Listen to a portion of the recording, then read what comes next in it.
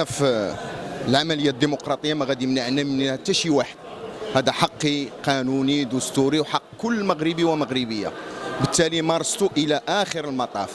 لكن حرصا مني على تماسك الائتلاف الحكومي الى غير ذلك، ثم الفريق الاول الذي حصل على اكبر عدد الاصوات، عكس ما وقع في 2009 تنازلت للسيد محمد الدعمار رئيسا لبلديه تطوان. انا الترشيح ديالي هو ترشيح سياسي اكثر منه ترشيح انتخابي، وهذا ما غيمنعني منه حتى شي واحد. لا اللي هاد التجييش اللي وقع على برا هادو ما غيمنعونيش منه، وانا مستعد لكل يعني التبعات ديالو، وما خص حتى شي مواطن مغربي يتحرم من حقه الدستوري. بالتالي هذا عمل غير ديمقراطي، لان صناديق الاقتراع عطات الكلمه ديالها، صوتوا المواطنين التصويت حر. لو جيشت الناس ديالي انا كيفاش غتكون الساحه؟ كيفاش كانت غتكون الساحه؟